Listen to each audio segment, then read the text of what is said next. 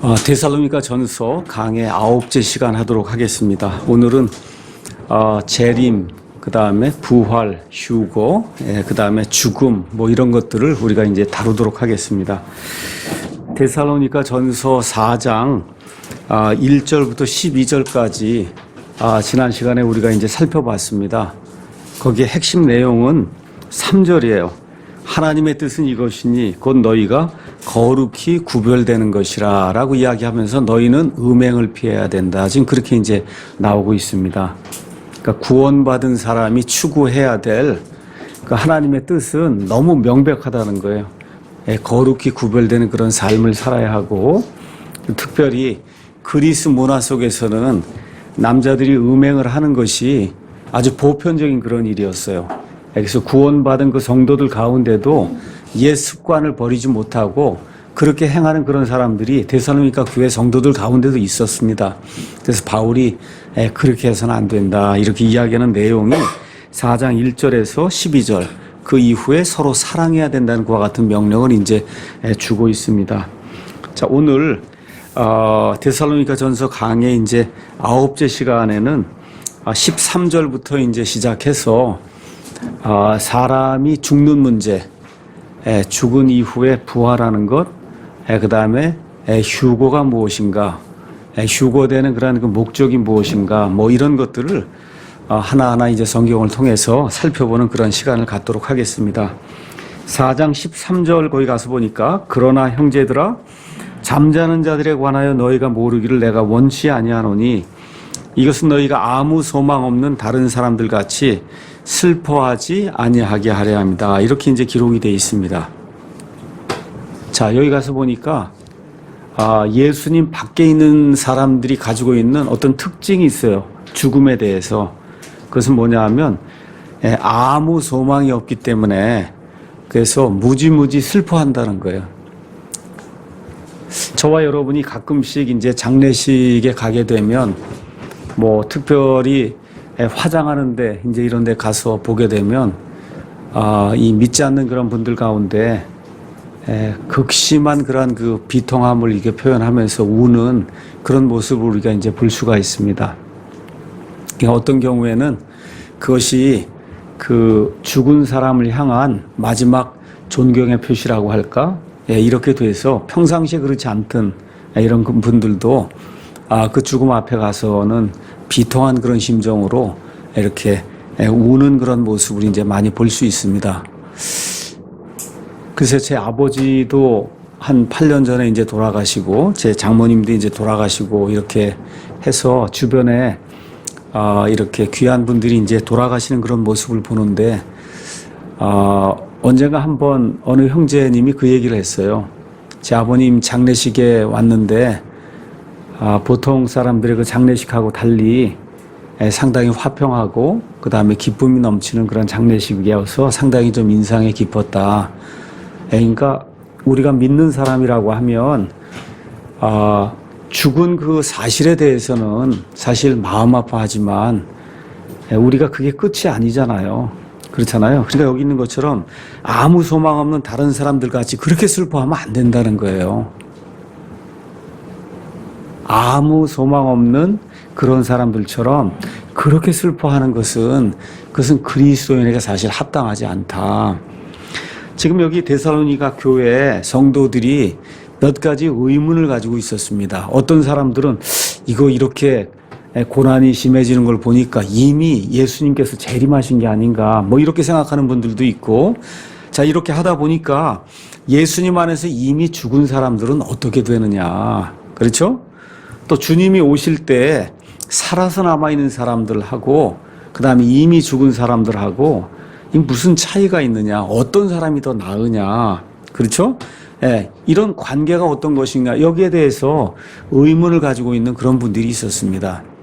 다시 말해 죽는 것이 무엇이고 부활이 무엇이고, 또 우리가 이제 간단하게 휴거라고 이야기하는 예수님 공중 강림하실 때 나팔소리와 함께 우리가 공중으로 채워 올라가는 이런 휴거라고 하는 것이 무엇이냐, 이거에 대해서 조금 좀 자세하게 설명해 주시면 좋겠다라고 하는 그와 같은 바람을 이제 표현해서 지금 바울이 이 내용을 지금 적고 있습니다. 특별히 그 당시 그리스 그 문화권에서는 이 이교도들, 이 그리스 사람들은 죽음 이후에 대해서 아무 소망이 없었어요. 그냥 없어진다고 믿든지 아니면 잘 해봐야 다시 윤회가 된다고 믿든지 두 가지뿐이 없는 거예요. 그래서 사도행전 17장에 가서 사도 바울이 사람의 부활에 대해서 이야기하니까 여기 있던 그 아테네 사람들이 이 사람이 이상한 교리를 가지고 와서 우리 가운데 말 그대로 유언 비어를 이렇게 뿌리는 것이 아니냐 이렇게 이야기하는 내용이 사도행전 17장에 기록이 되어 있거든요. 한 번도 들어보지 못한 그런 이야기를 하는데 한번 좀 자세하게 얘기해봐라. 지금 그렇게 이야기하는 대목이 그 안에 들어있거든요. 그러니까 우리 예수님 믿는 사람들은 부활에 대한 그와 같은 믿음이 확고하지만 예수님 밖에 있는 사람은 그 당시에 그리스 사람뿐만 아니라 우리 바로 옆에 있는 사람, 중국에 있는 사람, 일본에 있는 사람들 관심이 없어요. 관심 없을 뿐만 아니라 죽으면 그걸 다 끝이다. 아니면 잘 해봐야 윤회해서 다른 사람으로 태어나든지 전생이 좋지 못하면 메뚜기로 태어나든지 뭐 이렇게 다시 돌아가며 이런 그 윤회의 삶을 산다고 이제 이야기합니다. 그래서 그 당시에 예수님 오기 전에 소크라테스라고 하는 그런 유명한 철학자도 있고 그래서 이 소크라테스가 죽음 이후에 행복, 죽은 이후에도 행복이 있다 이걸 증명하려고 애를 썼지만 아무도 확신을 갖지 못했어요. 소크라테스 자신이 죽음이 뭔지를 모르는데 그 이후의 삶이 뭔지를 모르는데 모르는 것을 가지고 강론하거나 강해를 하거나 저도 학교에서 과목을 가르치지만 내가 알지 못하는 것을 가지고 이야기하면 그날 뜬구름 잡듯이 이상한 이야기들이 막 나오는 거거든요. 그렇죠? 소크라테스가 아무리 훌륭한 철학자고 해도 본인 자신이 죽음과 부활에 대해서 아는 게 하나도 없는데 어떻게 죽음 이후에 행복인 이런 걸 논할 수가 있겠어요. 자, 그래서 그 당시 예수님 당시의 그리스인들 뿐만 아니라 지금 현 시대를 살아가는 예수님 밖에 있는 거의 모든 사람들이 거의 동일한 그런 상황에 놓여 있다. 그래서 성경은 예수님 밖에 있는 그런 사람들을 향해서 에베소서 2장 1절 가서 보니까 사람들이 죄와 범법 가운데서 죽어 있다 그렇게 이야기를 해요. 그래서 다 살아있고 무언가 운동도 하고 설계도 하고 기업도 운영을 하고 가르치기도 하고 돌아다니기도 다 하는데 하나님은 그리스도 밖에 있으면 죄와 범법 가운데서 이미 죽어 있다고 그렇게 이야기를 합니다. 태어나면서부터 사람은 죽은 상태로 하나님 보시기에 태어난다. 그 상태 그대로 다시 태어나는 일이 없이 그대로 죽으면 그러면 아무 소망이 없다. 지금 성경이 그렇게 이야기를 하고 있습니다. 자, 그래서 저와 여러분이 100% 확신하는 사실이 뭐냐? 사람은 다 죽는다는 거예요.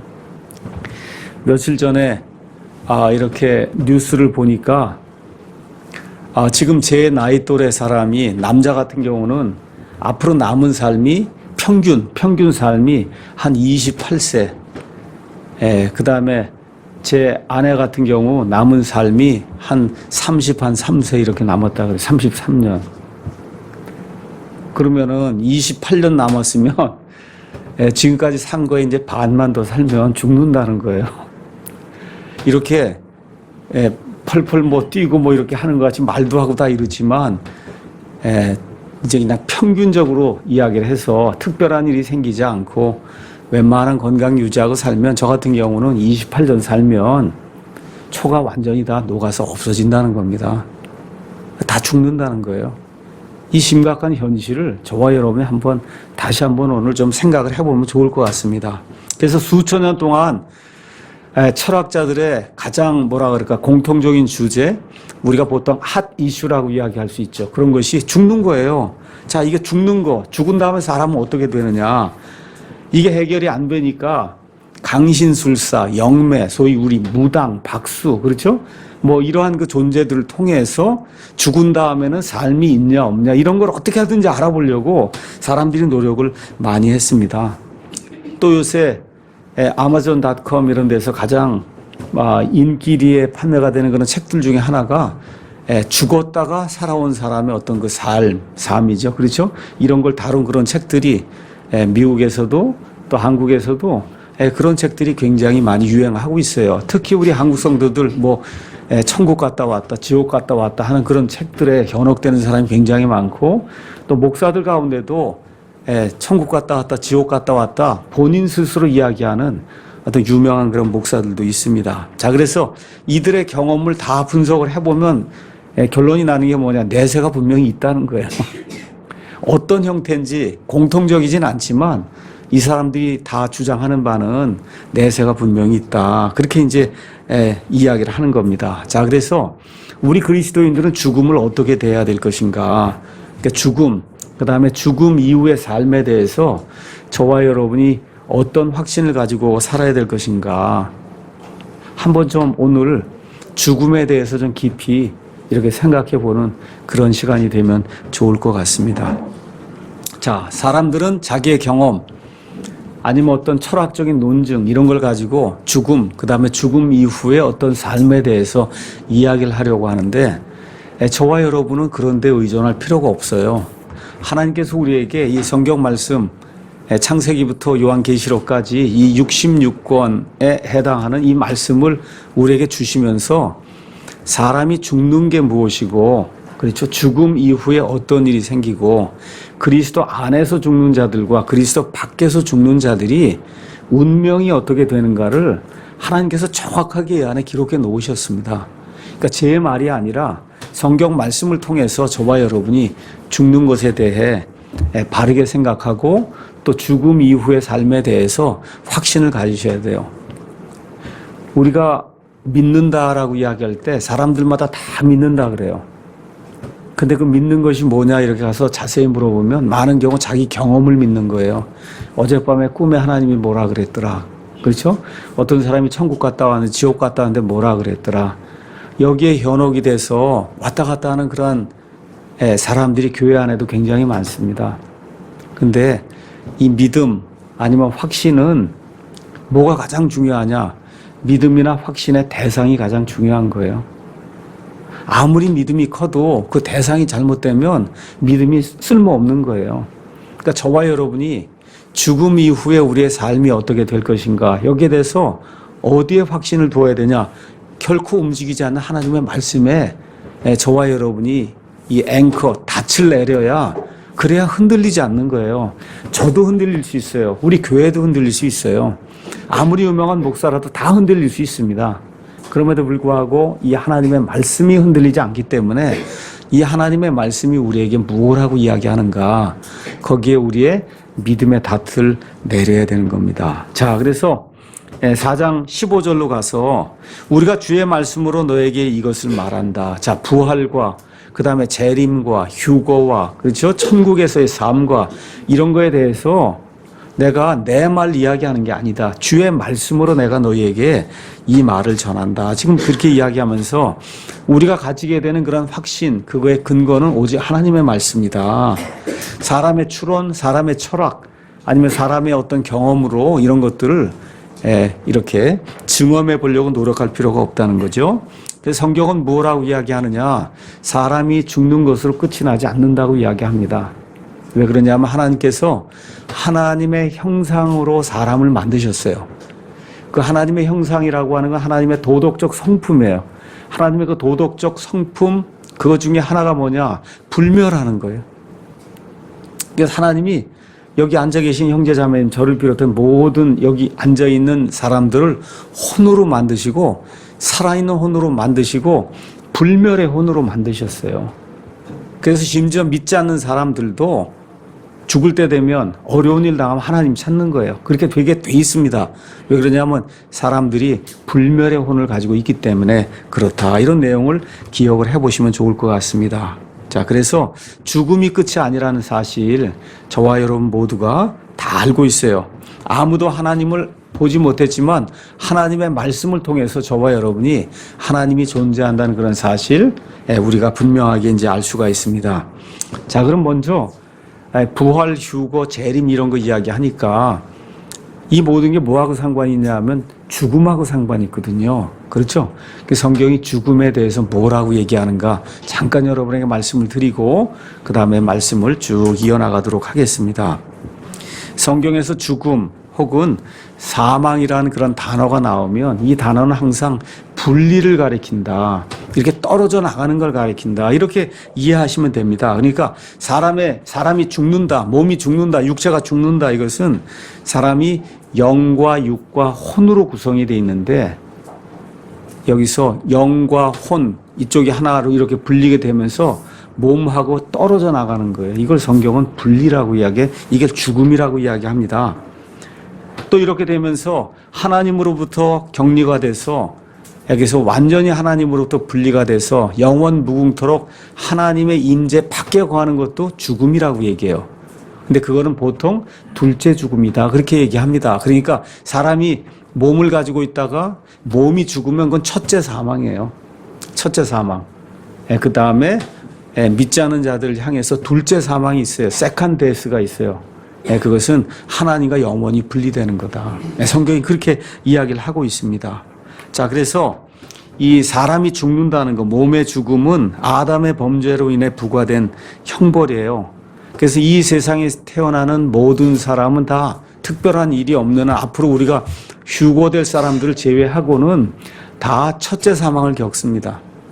그렇죠? 다 첫째 사망을 겪고요. 그 첫째 사망은 아담의 죄 때문에 일어나는 거예요. 그런데 둘째 사망은 아담 때문이 아니에요. 각자, 각 사람의 죄 때문에 둘째 사망, 거기에 이르게 되는 겁니다. 이 내용을 잘 기억하셔야 됩니다. 우리 아기가 이렇게 태어나요. 그 태어난 아기들 중에 금방 죽는 아기도 있어요. 무슨 죄 짓지 않아도. 그럼 왜 그러냐? 아담 때문에 그런 거예요. 아담 때문에.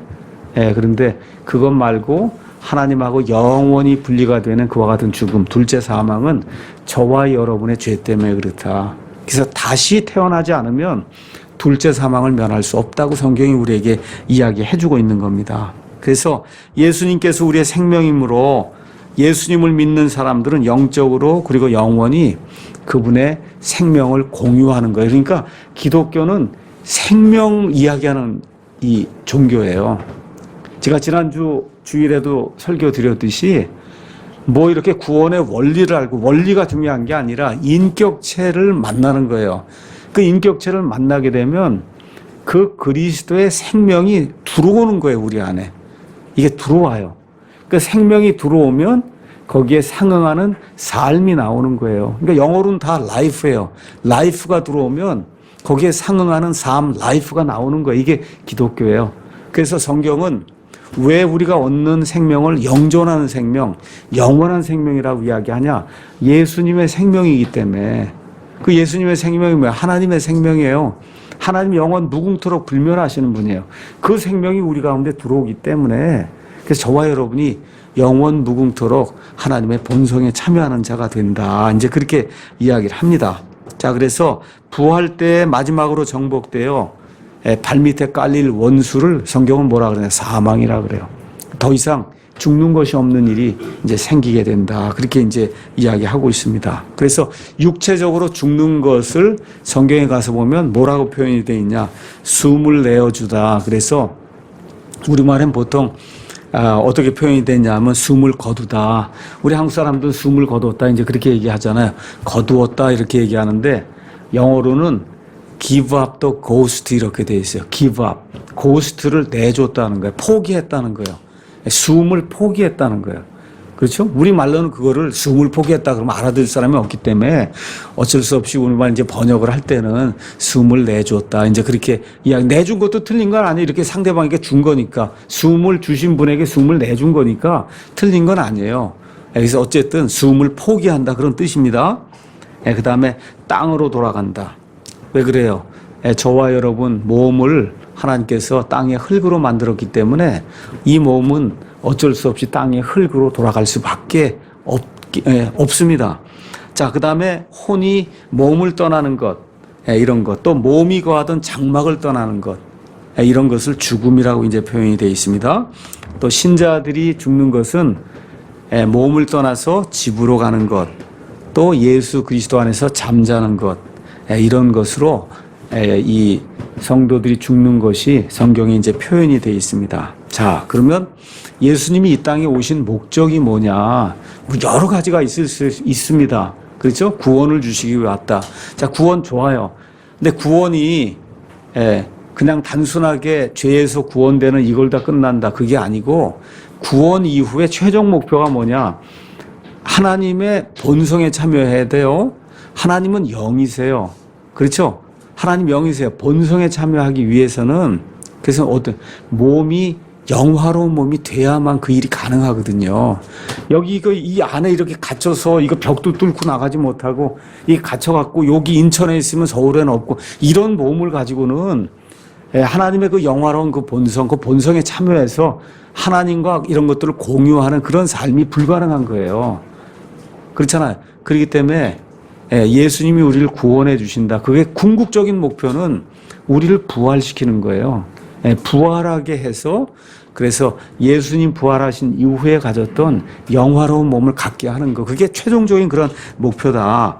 그래서 요한복음 11장 가서 보니까 예수님께서 이렇게 말씀하십니다. 요한복음 11장 25절 26절에 예수님께서 그녀에게 마르다에게 이르시되 나는 부활이요 생명이니 나를 믿는 자는 죽어도 살겠고 누구든지 살아서 나를 믿는 자는 결코 죽지 아니하리라. 이것을 내가 믿느냐라고 이야기하면서 여기에 부활과 휴고가 두 개가 다 들어있어요. 그렇죠?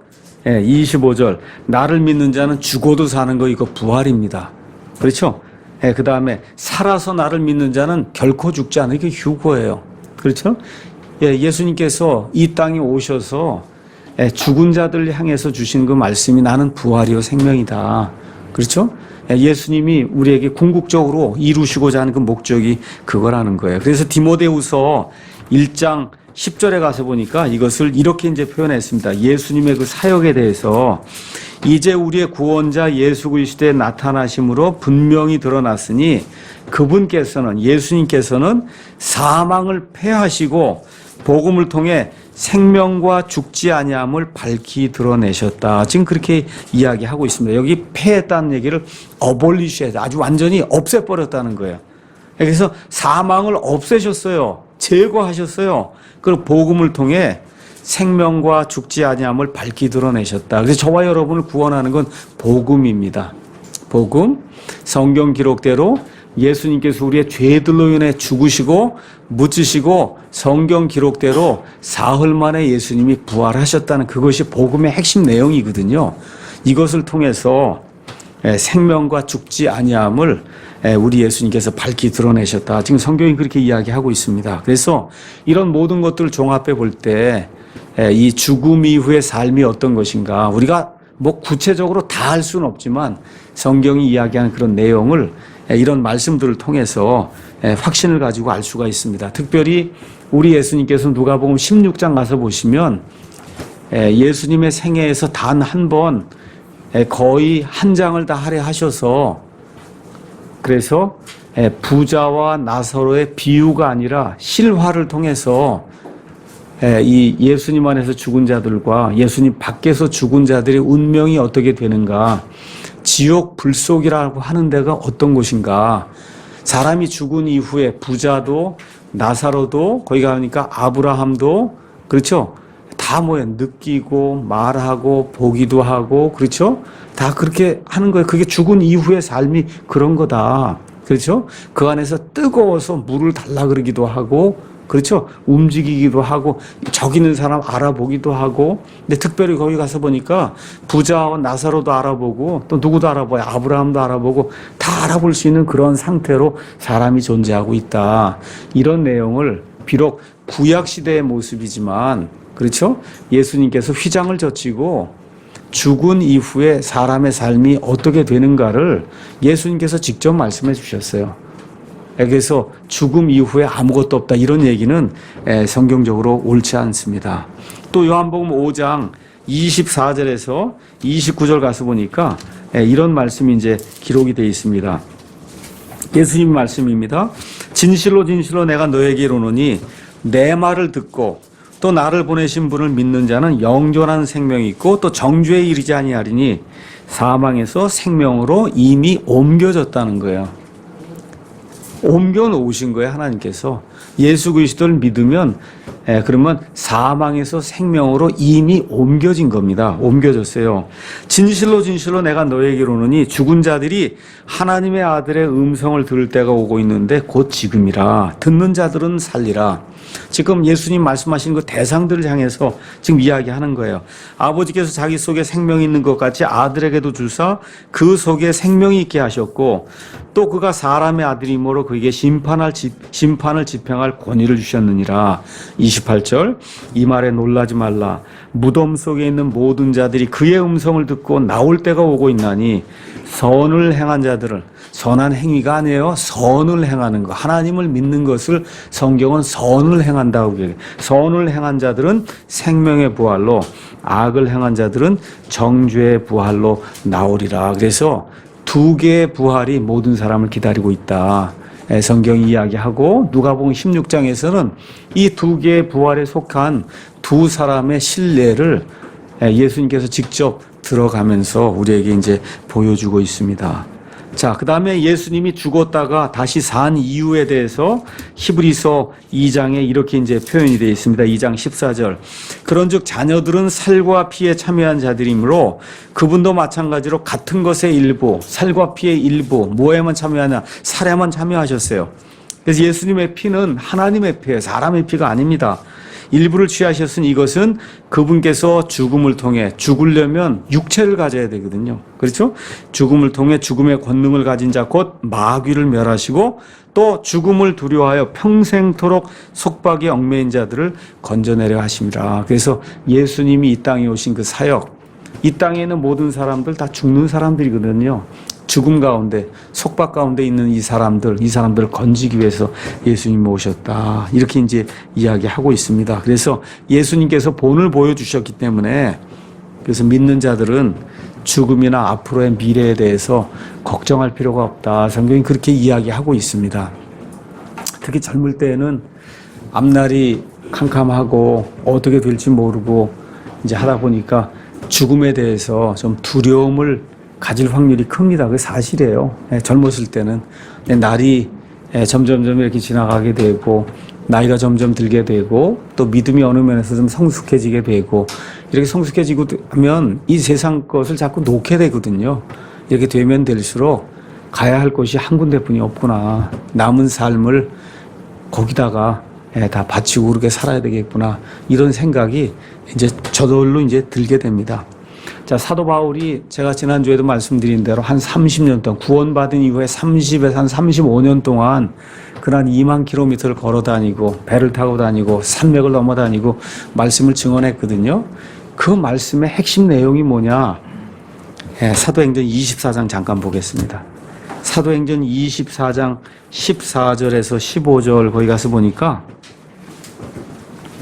벨릭스 총독 앞에서 자기 자신에 대해 증언하는 거예요. 그러나 내가 이것을 가깝게 고백하오니 곧 나는 그들이 이단이라 하는 그 길을 따라 내 조상들의 하나님께 그렇게 경배하고 남들이 이단이라 그러는데 상관없습니다. 저는 그렇게 하나님을 믿습니다. 율법과 대언자들의 기록된 모든 것을 믿습니다. 근데 그 모든 것의 핵심이 뭐냐? 또 그들도 스스로 인정하는 바 하나님을 향한 소망을 내가 가졌으니 그것은 곧 죽은 자들의 부활, 즉 의로운 자들의 부활과 불의한 자들의 부활이 있으리라는 것이다. 바울이 평생 외치고 다닌 게 예수님의 십자가와 그 다음에 예수님의 부활. 그 예수님의 부활로 말미암아 저와 여러분이 부활한다는 거. 또 예수님 밖에서 죽은 자들이 정죄의 부활로 나온다는 거. 평생 이거 선포하고 다닌 거거든요. 그래서 돌이키고 하나님께로 돌아와야 산다. 그렇게 이야기하는 거예요.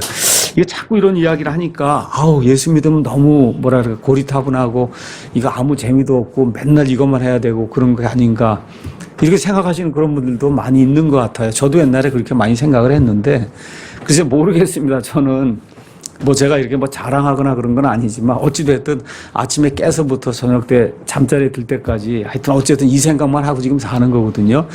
매여 있기 때문에 어쩔 방법이 없어요. 이게 지금 매여 있기 때문에 제가 오늘 빌립보서 3장 말씀을 이렇게 보면서 이렇게 이제 거기 이렇게 기록이 돼 있어요.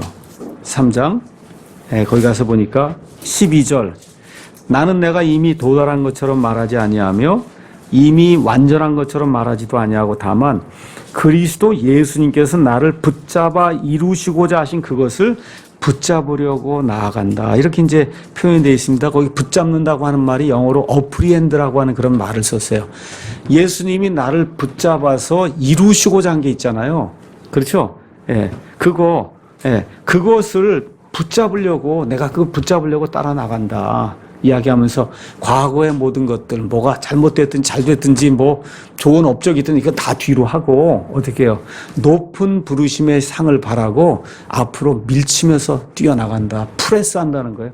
그렇게 나간다고 지금 바울이 이야기하고 있거든요. 바라기는 글쎄 뭐 저 같은 사람 여기에 뭐 바울에 비하면 뭐 아무것도 아니지만 바라기는 이러한 그 바울의 심정을 10분 조금이라도 좀 이해를 하고 우리 모두가 좀 삶을 주님께로 이렇게 고정하면 좋을 것 같습니다.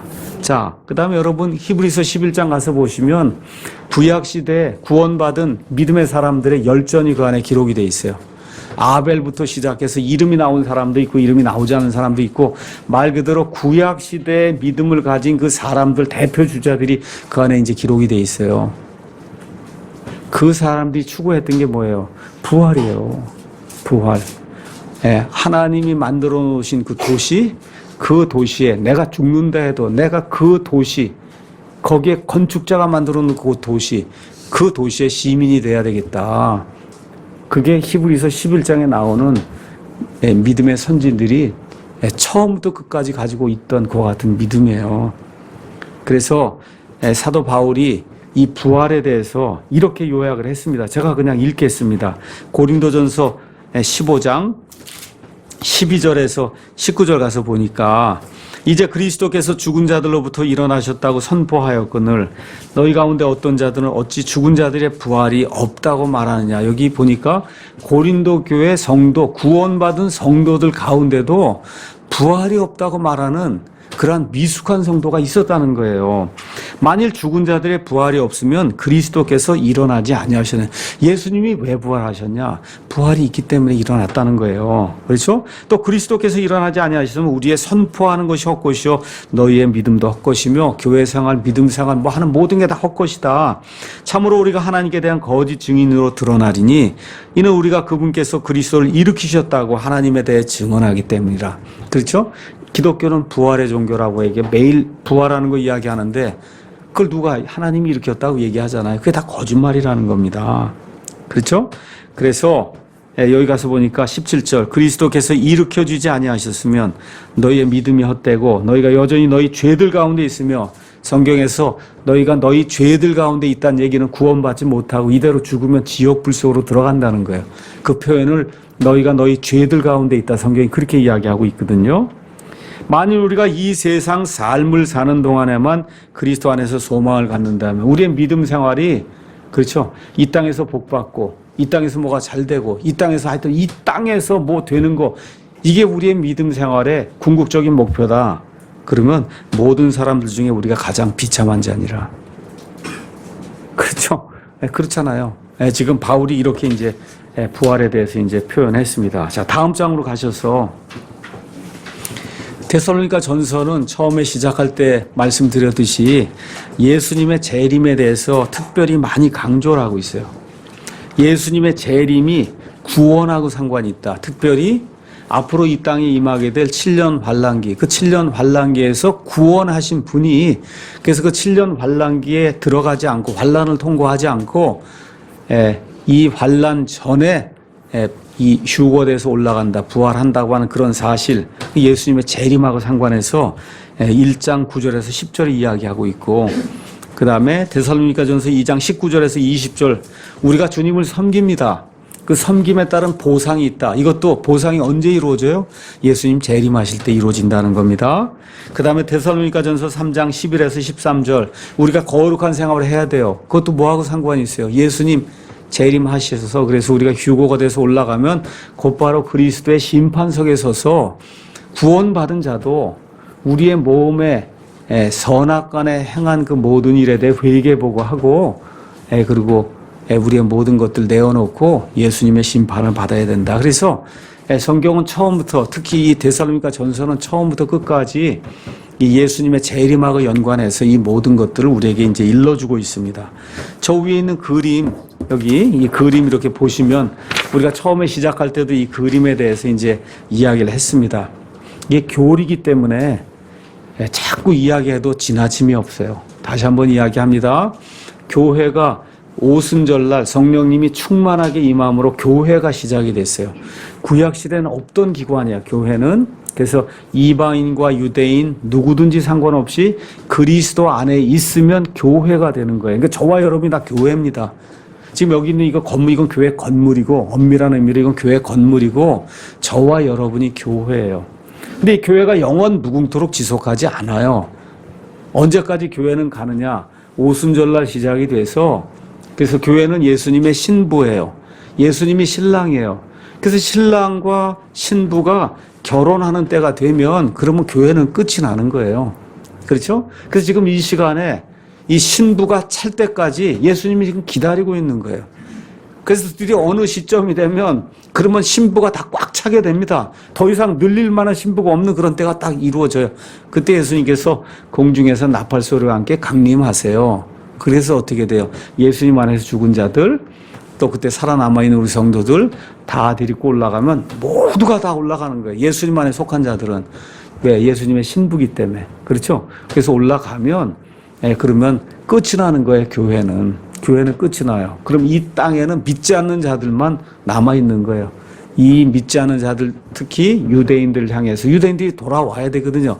구약 성경에 나와 있는 그 말씀에 따라 유대인들이 돌아와야 돼요. 왜 그러냐면 마태복음 23장 끝에 너희가 주의 이름으로 오시는 이여 하고 나를 부를 때까지는 결코 나를 다시 보지 못한다. 그러니 예수님이 다시 올 때는 주의 이름으로 오시는 이여 하고 메시아를 받아들여야 된단 말이에요. 이러한 일들이 그냥 이루어지지 않기 때문에 이 땅에 극심한 환난기가 임한다. 그게 성경이 그게 얼마? 7년. 7년 중에 특히 후반부 3년 반을 성경은 대환란, 큰 환란이라고 얘기해요. 이게 다 끝난 다음에 공중에서는 뭐가 있어요? 공중에서는 예수님과 우리 신부들과 혼인 만찬이 진행이 되고 이게 끝난 다음에 예수님께서 자기 신부와 함께 이 땅에 직접 내려오세요. 그걸 우리가 지상강림, 어디로 내려오냐? 정확하게 이스라엘의 올리브산으로 예수님이 내려오신다. 그래서 요거 7년이라는 이런 기간이 있어요. 이 7년이 다니엘의 70일에 70째 일에 마지막 한 일이라고 성경이 우리에게 이야기해주고 있는 그 시기가 있습니다. 그래서 이게 끝나면은 그럼 어떻게 돼요? 이게 이 예수님 안에서 믿음을 가진 유대인들하고 그 다음에 믿음을 가진 이방인들 다 구원받은 사람들만 어디로 들어가요? 천년왕국으로 들어가는 거예요. 천년왕국. 그래서 천년왕국은 몇 년 동안 지속되냐? 1000년 동안 지속이 되는 거예요. 그래서 이 땅에서 하나님이 처음에 아담과 이브를 통해 이루고자 했던 그 에덴 동산에 그 아름다움과 기쁨과 모든 걸 하나님이 다 성취하시고 구약 성경에 나와 있는 하나님의 대언의 말씀들을 다 문자 그대로 성취하시고 그리고 이 땅, 이 지금 있는 이 땅에서의 모든 일은 1000년이 지나면 끝이 나게 돼요. 그리고 요한계시록 20장에 나와 있는 새하늘과 새 땅이 이루어지면서 지금 저와 여러분이 알고 있는 이런 그 유한한 세상 이게 이제 끝이 나면서 말 그대로 무한한 그런 세상이 다시 열린다. 성경이 그렇게 이야기하고 있습니다. 그 내용이 여기 미래 일들의 개요에 이렇게 표현이 되어 있어요. 자, 그래서 데살로니가 전서 4장에 나오는 것은 부활과 휴거예요. 그 부활과 휴거는 7년 환란기 전에 일어나는 거다. 그렇죠? 7년 환란기의 혹독한 심판 이후에 예수님이 자기 신부와 함께 결혼한 신부와 함께 결혼했으니까 그때는 아내라 그래야 되겠네. 아내와 함께 이 땅으로 내려오시게 된다. 이런 일들의 개요 정도는 여러분이 이제 이해하는 게 이제 좋습니다. 자, 이렇게 되면서 14절에 우리가 예수님께서 죽으셨다가 다시 일어나셨음을 믿을진데 그와 같이 예수님 안에서 잠자는 자들도 하나님께서 그분과 함께 데려오시리라. 이렇게 이제 기록이 되어 있습니다. 자, 잠잔다 이런 얘기가 나와요. 예수님 안에서 잠잔다. 성경에 가서 잠잔다라고 하는 표현 가서 이렇게 보시면 이게 지금 이것 때문에 이단이 생기는 거예요. 이단이. 성경에 가서 보면 잠잔다라고 하는 표현은 처음부터 끝까지 죽은 사람의 몸에 대해 이야기해요. 저희 아버지가 돌아가셨어요. 그래서 지금 그 몸이 지금 저 파주에 가 있습니다. 제가 지난주에 가서도 한번 뵙고 왔어요. 거기가 아버지 몸이 거기서 잠자고 있어요, 지금. 잠자고 있어요. 근데 우리 아버지는 지금 어디에 있냐? 거기 없어요. 어디에 있어요? 예수님과 함께 지금 천국에 가 있어요. 예수님과 함께 천국에 가 있단 말이에요. 그런데 사람은 여기에 있든지 천국에 있든지 지옥에 있든지 사람은 반드시 영과 육과 혼으로 구성이 돼 있어요. 그렇죠? 자, 그러면 죽을 때 어떻게 돼? 영과 혼하고 몸하고 이게 분리가 돼서 예를 들어 우리 아버지 몸을 우리 아버지 몸은 지금 파주에 있단 말이에요. 그렇죠? 그러면 지금 저쪽으로 떠나면은 거기에는 영과 혼만 지금 떠나는 거잖아요. 하나님께로. 그렇잖아요. 근데 그렇게 되면 온전한 사람이 아니에요. 그럼 뭐가 있어야 돼? 몸이 있어야 된단 말이에요. 그래서 그 몸을 하나님이 중간 단계 어떤 몸을 주신다. 중간 단계 어떤 몸. 그 몸이 있으니까 옷도 입고 있고, 계시록 6장 가서 뭐 옷도 입고 그 몸이 있으니까 아브라함도 알아보고 부자도 알아보고 나사로도 알아보고. 여러분 몸이 없는데 어떻게 알아보겠어요? 그렇죠? 말도 하고 말하려면 여러분 뭐 이게 다 있어야 말하고 듣고 보고 그러는 거 아니에요. 몸이 있단 말이에요. 근데 그 몸은 하나님이 우리에게 주시고자 하는 영화로운 몸, 영원 무궁토록 지속된 그런 몸이 아니에요. 그러니까 최종적으로 하나님은 어떻게 해요? 그 사람입니다. 거기 있는 게 그 사람들 예수님 공중에서 강림할 때 데리고 온단 말이에요. 데리고 와서 땅에 이들의 몸이 있죠. 바다에 있든지 뭐 땅에 있든지 하여튼 뭐 짐승의 뱃속으로 들어갔든지 하여튼 다 있습니다. 그렇죠? 이거를 하나님이 다시 살리셔서 그렇죠? 그래서 딱 이 영과 혼과 그 몸을 딱 결합을 시키시면 그러면 그 순간에 그 사람이 영화로운 몸을 입고 완전히 변화가 되는 그런 일이 생긴다. 성경이 지금 그 얘기를 하고 있는 겁니다. 아시겠죠? 예, 그 얘기를 하고 있는 거예요. 자, 그래서 무엇이 자나? 몸이 자는 거예요. 야고보서 2장 26절 가서 보니까 이렇게 표현이 되어 있습니다. 뭐라고 표현이 되어 있냐? 2장 26절. 영이 없는 몸이 죽은 것 같이. 영이 떠나면 몸이 죽는 거예요. 그렇죠? 행위 없는 믿음도 죽었다. 지금 이야기하는 거예요. 그래서 영이 떠나면 몸이 죽는 거예요. 몸이 죽는 거를 잔다. 그렇게 이야기하는 겁니다. 안식교에서는 몸이 잔다고 이야기를 안 하고 soul, 혼이 잔다고 이야기를 해요. 그래서 혼이 잔다고 하는 얘기는 죽음 이후에 그 사람 자체가 아무 활동도 안 한다는 거예요. 그걸 soul sleep이다. 그렇게 얘기하는 거예요. 안식교는 그걸 주장하는 거예요. 그래서 둘 다 우리도 잔다고 얘기해요. 안식교인들도 잔다고 얘기합니다. 근데 우리는 몸이 잔다고 얘기를 하고 안식교인들은 혼이 잔다고 이야기하니까 사람이 딱 죽으면 사람은 아무것도 아니라는 거예요. 안식교인들의 주장에 따르면. 그렇죠? 근데 성경 가서 보니까 죽은 이후에 여러 사람이 나타나죠. 부자와 나사로도 나타나죠. 아브라함도 나타나죠. 또 누구 나타나요? 변화산상에 모세와 엘리야도 나타나죠. 그렇죠. 계시록 6장에 가서 보면 예수님 때문에 죽은 자들의 혼이 나타나죠. 다 말도 하죠. 그러니까 성경 전체를 가서 볼 때 혼이 죽어서 아무것도 하지 못한다. 이런 이야기는 성경적으로 이단교리입니다. 이단. 그 다음에 안식교나 또 여호와의 증인이나 이런 데서는 또 뭘 주장하는, 이거보다 한 단계 더 나가서 성경은 무엇라고 이야기해요? 사람이 하나님 밖에서 죽으면 그러면 둘째 사망은 부활하는 거예요.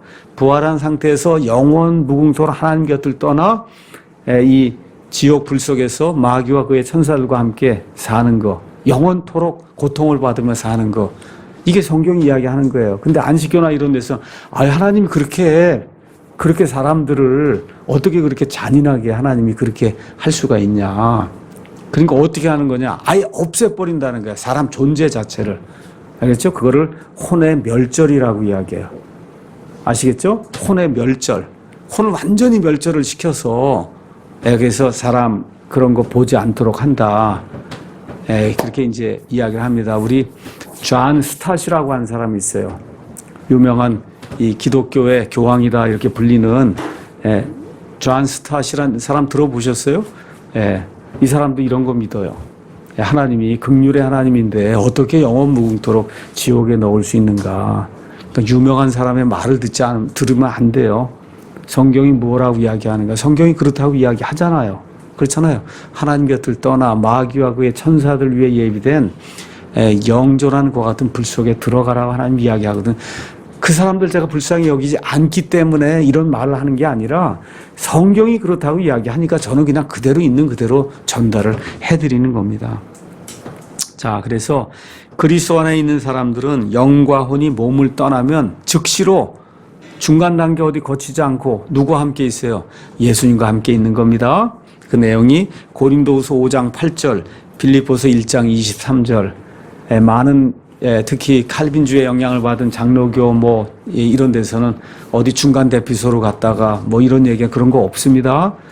죽자마자 어떻게 돼요? 주님과 함께 있는 거예요. 주님과 함께 있는 거다. 자, 그래도 그리스도 밖에 있는 자들은 죽자마자 어디로 가냐? 지옥 불 속에 들어가는 거예요.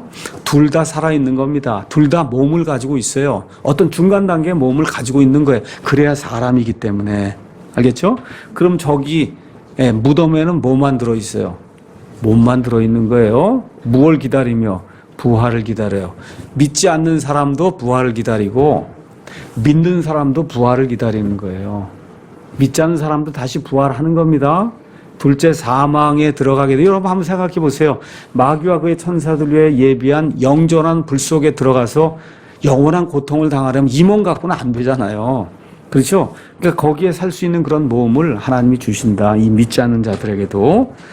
그래서 이 중간 단계의 어떤 몸, 이런 몸, 이거를 하나님이 이제 폐하시고, 그리고 우리 믿는 자들 같은 경우에는 예수님 공중 강림하실 때 예수님이 예를 들어 우리 아버지 이런 사람들 다 데리고 온단 말이에요. 데리고 와요. 그래서 이 땅에 있는 이 몸을 하고 이렇게 결합을 딱 이렇게 시켜주면 그 몸이 완전히 영화로운 그런 몸으로 바뀌는 겁니다. 바뀌어요? 자, 그래서 그럼 그리스도께서 오실 때 그분과 함께 있는 자들이 그리스도와 함께 온다고 하면, 그러면 다른 얘기를 하면 그럼 그리스도 안에 있는 자들은 이미 그리스도와 함께 있는 거죠. 그렇지 않으면 어떻게 같이 와요? 예수님 오실 때 함께 오려면 함께 오기 전에 이미 같이 있어야 함께 올 거 아니에요. 그렇죠? 바울이 그래서 위로의 말씀을 주는 거예요. 예수님 안에서 죽은 자들은 지금 예수님과 함께 있다. 걱정하지 마라. 데살로니가 교회 성도들이 지금 그게 의문점이었잖아요. 그렇죠? 예수님 안에서 죽은 자들은 어떻게 됩니까? 어떻게 돼요? 지금 예수님과 함께 있다. 예수님과 함께 있어요. 그 예수님과 함께 있다가 예수님 공중 강림하실 때 같이 와서 땅에 있는 이 몸, 이거하고 결합이 되면서 영화로운 몸을 받게 된다. 지금 바울이 그렇게 이야기를 하고 있는 겁니다. 그래서 예수님의 재림은 사실 죽음을 당한 죽음의 슬픔을 겪는 모든 그리스도인에게 위로가 됩니다. 제가 어떤 예를 이제 하나 거기 들었습니다. 어떤 사람이 부인이 이제 죽게 됐어요. 그랬더니 그 옆에 있는 친구가 가서 이제 위로를 합니다. 그 부인을 잃게 돼서 정말 무엇으로 이렇게 위로해야 될지 알 수가 없다. 그래서 이제 그분이 예수님 안에 있는 분이에요. 잃는다고 하는 건 알지 못하는 게 그 잃는 거잖아. 어디가 있는지 알지 못하는 게. 나는 내 와이프가, 내 아내가 어디 있는지 알기 때문에 사실 잃었다고 이야기할 수가 없다. 잃은 게 아니에요, 사실은. 그렇죠? 그런 이야기를 이제 기억을 한번 해보면 좋을 것 같습니다. 마지막으로 예수님 이렇게 재림하는 그 사실에 대해서 언제 오시는가 관심이, 대개는 다 언제 오시는가에 관심이 많아요. 어떻게 살아야 되는가 보다는 언제 오시는가. 아무도 모릅니다. 이거 안다고 하면 빨리 도망 나오셔야 돼요. 아무도 몰라요. 저도 아무리 성경 읽어봐도 알 수가 없어요. 그래서 우리나라에도 이제 시한부 종말론이 1992년 10월에 예수님 오신다고 해서 이 다미 선교의 이 열풍 때문에 사실은 그게 꺾이고 난 이후로 한국 교회에서는 재림에 관한 이야기가 거의 선포가 되지 않아요. 그거 얘기하면 괜히 이단이라 그러니까. 그렇죠? 그런데 이러한 일들이 특별히 1850년 이후에 이 기독교계에 많이 일어났습니다. 그래서 아까 말씀드렸던 안식교 같은 경우도 왜 생겼냐? 날짜를 세다가 안식교가 나온 거예요. 날짜를 세다가. 그 다음에 미국에 또 유명한 해럴드 캠핑이라고 하는 유명한 그 라디오 설교가가 있어요. 이 사람도 몇 번 예수님 재림 언제 일어난다. 제가 또 좋아하는 로크맨이라는 목사가 있어요. 훌륭한 분이에요. 이분도 여러 차례 예수님 언제 온다 그런 이야기를 했습니다. 예. 그래서 좀 보니까 좀 천재들이 좀 그렇게 하는 것 같아요. 천재. 예. 그러니까 저처럼 뭐 이렇게 우둔한 사람은 그냥 모른다고 예, 그렇게 딱 얘기하고 그 모른다고 이야기하는 사람이 사실 어느 면에서 가장 지혜로운 사람일 겁니다. 모릅니다. 몰라요? 자, 그래서 여기 15절 가서 보니까 우리가 주의 말씀으로 너에게 이것을 말하노니 곧 주께서 오실 때까지 살아서 남아있는 우리가 결코 잠자는 자들보다 앞서지 못하고 우리니까 누구도 포함된 거예요. 바울도 포함하고 있는 거예요. 그러니까 지금 바울이 뭘 고대하고 있어요? 예수님 공중 강림이 내 때에 이루어질 걸 지금 고대하고 있는 거예요. 그렇죠? 네, 그런 확신 속에서 이와 같은 말씀을 기록을 하고 있는 거다. 이거를 우리가 재림의 임박성이라고 얘기해요. 언제든지 일어날 수 있다. 그래서 사도 바울 이후로 지금까지 예수님 안에 있는 사람들 공통점이 뭐냐? 재림이 언제라도 일어날 수 있다. 이런 확신 속에 살았고 저를 비롯해서 우리 사랑팀에게 모든 성도들도 재림의 임박성 이 가운데서 믿음 생활하면 모두에게 유익이 있을 줄로 믿습니다. 이 재림의 임박성이라는 건 뭐냐? 표적을 기다리는 게 아니에요. 무슨 표적이 나타난 다음에 오시겠지. 이거 아니라는 거예요. 알겠죠? 그래서 이 휴거가 일어나는 이 사건은 표적과 상관없이 어느 때라도 오늘 저녁에라도 일어날 수 있는 그와 같은 사건이다. 근데 이제 다만 그 15절에서 예수님 안에서 죽은 자들, 그렇죠? 그 다음에 살아서 남아있는 자들 얘기하면서 순서가 조금 있다는 거예요. 이렇게 부활돼서 올라갈 때도 어떻게 해요? 먼저 예수님 안에서 죽은 자들이 살아서 남아있는 휴거되는 사람보다 얼마 0.001초 조금 더 먼저 일어난다. 순서가 있긴 있다고 지금 이야기를 하는 겁니다. 오늘 여기까지 하도록 하겠습니다.